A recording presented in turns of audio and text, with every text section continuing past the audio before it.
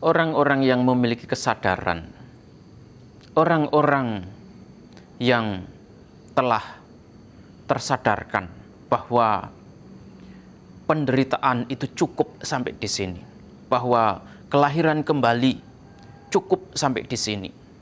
Dia akan berjuang dengan sungguh-sungguh, dia akan berlatih dengan serius, dia akan memiliki semangat untuk membebaskan dirinya dari segala bentuk penderitaan.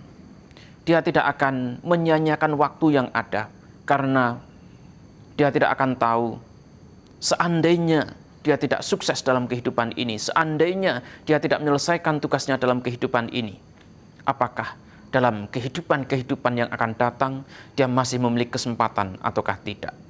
Apakah dalam kehidupan-kehidupan yang akan datang dia akan bisa berjuang, bisa berlatih, bisa berusaha sama seperti sekarang ini ataukah tidak.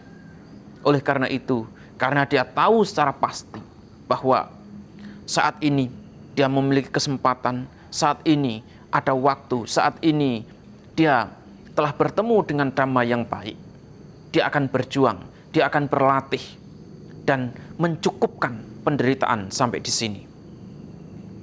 Dia akan merasa puas terhadap penderitaan yang telah dia jalani, yang telah dia rasakan dari satu kehidupan ke kehidupan yang lainnya. Oleh karena itulah, dia akan berjuang dengan sungguh-sungguh, berlatih dengan serius, agar dirinya bisa bebas dari penderitaan seutuhnya. Namun, untuk bisa tiba pada kondisi semacam ini, seringkali dibutuhkan kesadaran yang sangat kuat. Kadang-kadang kita butuh tersandung batu terlebih dahulu, kita butuh masalah yang lebih serius dalam kehidupan kita, sehingga kita akan memiliki kesadaran bahwa penderitaan itu tidak enak, bahwa penderitaan itu cukup sampai di sini, bahwa penderitaan itu tidak perlu digenggam, tidak perlu dinikmati terus-menerus, dan tidak perlu dicari dari waktu ke waktu. Mereka yang terus menggenggam, mereka yang terus mencari, mereka yang terus berusaha untuk melekati penderitaan adalah orang-orang yang belum puas, adalah orang-orang yang masih belum merasa cukup terhadap penderitaan itu. Oleh karena itu, waktunya dipergunakan sepenuhnya untuk mencari penderitaan. Waktunya dipergunakan hanya untuk memuaskan dirinya dalam penderitaan. Inilah yang terjadi mengapa kemudian banyak orang yang tidak tertarik untuk praktek.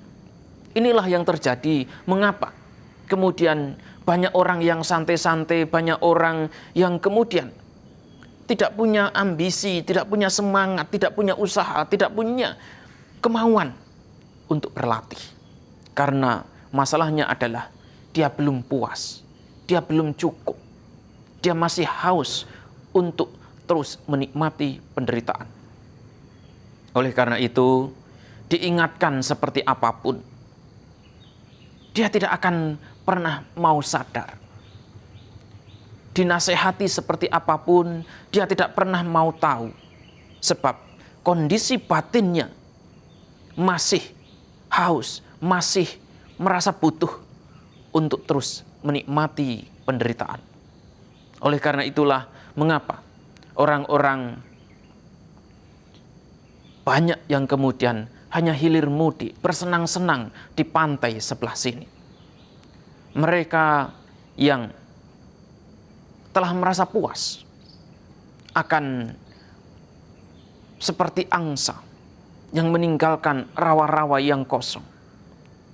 Mereka akan terbang ke tempat yang lebih nyaman, yang lebih enak, bisa menikmati kebahagiaan, bisa menikmati kehidupan yang lebih layak, lebih nikmat, lebih bahagia, bebas dari duka nestapa. Rawa-rawa adalah kondisi yang diberikan oleh Sang Buddha, perumpamaan yang diberikan oleh Sang Buddha untuk menggambarkan daerah yang penuh lumpur, daerah yang tidak nyaman, daerah yang sifatnya kotor dan menjijikkan. Oleh karena itulah, mereka yang sadar akan terbang persis seperti angsa ke tempat yang lebih layak, ke tempat yang lebih nyaman. Tetapi bagi mereka yang tidak sadar, rawa-rawa itu akan menjadi tempat yang paling indah untuk dinikmati. Rawa-rawa itu akan menjadi tempat yang paling nyaman untuk ditinggali. Namun, bagi angsa yang bijaksana, dia akan terbang mencari tempat yang lebih layak. Dia akan terbang mencari tempat yang membuat dirinya lebih bebas.